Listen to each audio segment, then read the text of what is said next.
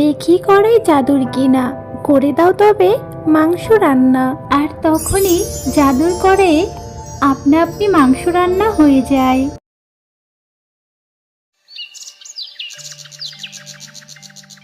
আরে আরে, মাস্তে মাস্তে তো কড়াইটা ভেঙে গেল।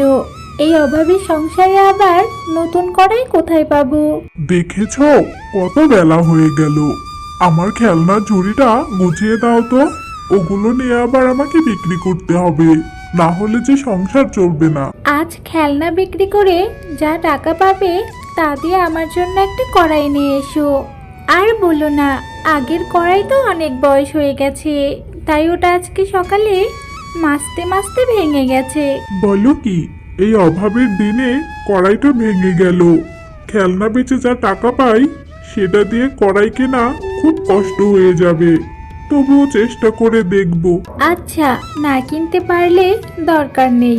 আমাদের এই অভাবের সংসারে যা একটু রান্না বান্না সেটা ভাতের হাঁড়িতেই করতে পারবো। যাই হোক, আমি বরং ঝুড়িটা নিয়ে আসি। খেলনা নেবে গো? খেলনা অনেক খেলনা আছে, বিভিন্ন ধরনের খেলনা। আরে কি ব্যাপার শেফা ভাবি, তুমি ভাতের হাঁড়িতে কি রান্না করছো? কি আর রান্না করব, একটু কচুর ঝোল করছি। আসলে ভাবি, আজ সকালে আমার কড়াইটা ভেঙে গেছে, তাই তো বিপদে পড়ে ভাতের হাঁড়িতে রান্না করতে হচ্ছে। সত্যি শেফা ভাবি, তোমাকে দেখলে আমার হাসি পায়। তা তোমাদের কি একটাই কড়াই আছে নাকি? এতে হাসির কি আছে ভাবি? সবাই তো আর আপনাদের মতো বড় লোক নয়। আমাদের অভাবের সংসারে নুন আনতে পান্তা ফুরোয়। রাগ করছো কেন? আমি তো তোমার সাথে একটু মস্করা করলাম।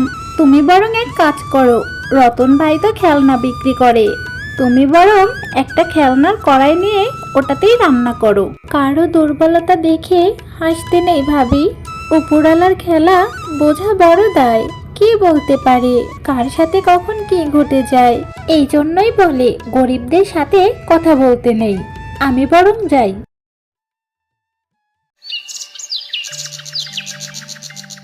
সারাদিন রোদে পড়ে খেলনা বেচেও একটা কড়াই কেনারও টাকা হলো না। এই মুখ বইয়ের কাছে কিভাবে দেখাবো? কি বাবা, কড়াই নেবে নাকি?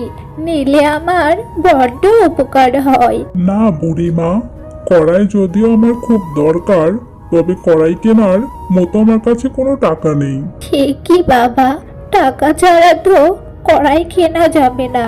তবে বাড়িতে আমার ছোট নাতি আছে, ওর জন্য খেলনা নিয়ে যেতে বলেছে। যদি তুমি তোমার ঝুড়ি থেকে আমাকে একটা খেলনা দাও, তাহলে আমি তোমাকে এই কড়াইটা দিয়ে দিব। সে কি বুড়িমা, তাই আবার হয় নাকি? তোমার কড়াই তো অনেক সুন্দর, আর কড়াইটার দামও বেশি। এই সস্তা খেলনার সমান কি আর হবে? আমার যা লাভের টাকা সেটা আগেই উঠে গেছে। তুমি বরং এই কড়াইটা নাও। তার পরিবর্তে আমি তোমার এই ঝুড়ি থেকে এই খেলনাটা নিলাম। এই কড়াইটাতে তুমি যা ইচ্ছা তাই রান্না করে খেতে পারবে। সে আর কি সম্ভব নাকি বুড়িমা? জিনিসপত্রের যা দাম, আমার মতো গরিবেরা আর খাবে কি করে? একবার চেষ্টা করে দেখো বাবা, আমার এই কড়াই কিন্তু যে সে কড়াই না। একবার তাকে শুধু বলো তুমি কি খেতে চাও, সে তোমাকে তাই দেবে। আশ্চর্য, বুড়িমার কথা তো বুঝতেই পারলাম না। যাকগে, আমি বরং বাড়ি ফিরে যাই। ওই গো, কোথায় গেলে? এদিকে এসো। আরে, তুমি এত তাড়াতাড়ি আসলে যে? এ কি, এত সুন্দর কড়াই? নিশ্চয়ই অনেক টাকা লেগেছে। শুধু শুধু এতগুলো টাকা খরচ করলে। বুড়িমা যা বলেছিল তাই যদি সত্যি হতো, তাহলে যখন যা খেতে মন চাইতো তাই খেতে পারতাম। কেন গো, বুড়িমা আবার কি বলেছে? এরপর রতন তার বউকে সমস্ত ঘটনা খুলে বলে। সব কথা উড়িয়ে দিচ্ছ কেন? বুড়িমা সত্যিও তো বলতে পারে। চলো রান্নাঘরে গিয়ে একবার আমরা বরং দেখি যে আসলে কড়াইটা জাদুর কিনা। দেখি কড়াই জাদুর কিনা, করে দাও তবে মাংস রান্না। আর তখনই জাদুর করে আপনা আপনি মাংস রান্না হয়ে যায়। আরে আরে, আমি এটা কি দেখছি? এটা তাহলে জাদুর কড়াই। বুড়িমা তাহলে যা বলেছিল সেটাই সত্যি। তাই তো দেখছি। এবার তাহলে যা খেতে ইচ্ছে হবে তাই খেতে পারবো। চলো চলো, তাড়াতাড়ি আমরা ভাতটা খেয়ে নেই। আহ, কি স্বাদ! জাদুর কড়াইয়ের রান্নার যেন কোনো তুলনাই হয় না। এবার তাহলে রাতে আমার জন্য বিরিয়ানি রান্না করো। রাতে যখন শেফা শিয়ালিনী জাদুর কড়াই রান্না করছিল, তখনই পাশের বাসায় মুন্নি শিয়ালিনীর নাকে ঘ্রাণ চলে যায়। আরে, এত সুন্দর বিরিয়ানির ঘ্রাণ কোথা থেকে আসছে? আরে গিন্নি, আমি তো ভেবেছি তুমি আমার জন্য বোধহয় আজকে বিরিয়ানি রান্না করেছো। তাহলে মনে হয় ওই খেলনাওয়ালার বাড়ি থেকে বিরিয়ানির ঘ্রাণটা আসছিল। সে কি, আজ সকালেও তো দেখলাম লতা পাতা রান্না করছে। বিষয়টা আমার সুবিধের মনে হচ্ছে না। সকালে গিয়ে এর একটা হেস্তনেস্ত করে আসবো। সে তো তুমি করবেই, কেননা কার হাড়িতে কি রান্না হচ্ছে তোমার থেকে ভালো আর কে জানে।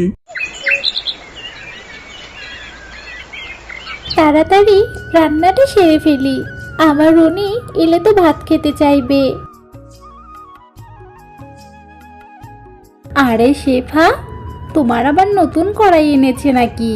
তাই তো বলি, রাতে অমন বিরিয়ানির ঘ্রাণ কোথা থেকে আসছিল? তা নতুন কড়াইয়ে বুঝি বিরিয়ানি রান্না করেছিলে? তা এখন চুলার উপর খালি কড়াই দেখছি, কোনো তরকারি দেখছি না। আরে, একদম ভুলে চুলার ওপর কড়াইটা বসিয়ে রেখেছি। আরে শেফা ভাবি, বেলা তো অনেক হলো, তা তুমি কখন রান্না বসাবে? এই তো ভাবি, এখনই রান্নাটা বসিয়ে দিব। ও বুঝেছি, আমি আছে বলে লজ্জা পাচ্ছ। ঠিক আছে ভাবি, আমি বরং যাই, অন্য সময় আসবো। ভালোই হয়েছে, মুন্নি ভাবি চলে গেছে। আজ রান্না করব রুই মাছ। দেখি কড়াই জাদুর কিনা, করে দাও তবে রুই মাছ রান্না। এই তো রান্নাটা হয়ে গেছে, আমি বরং তরকারিটা ঘরে রেখে আসি। আরে, এটা তো জাদুর কড়াই। না না, যে করেই হোক ওই কড়াইটা আমার চাই চাই। মুন্নি শিয়ালিনী কড়াইয়ে হাত দেওয়ার সঙ্গে সঙ্গে তার হাতে আগুন লেগে যায়। ওরে বাবারে, মরে গেলাম, হাত জ্বলে গেল, বাঁচাও বাঁচাও, কে আছো, আমাকে বাঁচাও। তখনই সেখানে শেফা শিয়ালিনী চলে আসে আর মুন্নি শিয়ালিনীর হাতে পানি ঢেলে আগুনটা নিভিয়ে দেয়। আমাকে ক্ষমা করে দাও, আমি হিংসার লোভে তোমার জাদুর কড়াই চুরি করতে এসেছিলাম। কাঁদবেন না ভাবি, আপনি নিজের ভুল বুঝতে পেরেছেন, এতেই আমি অনেক খুশি। আপনার যখন যা খেতে মন চাইবে আপনি এখানে চলে আসবেন, আমি আপনাকে তাই বানিয়ে খাওয়াবো।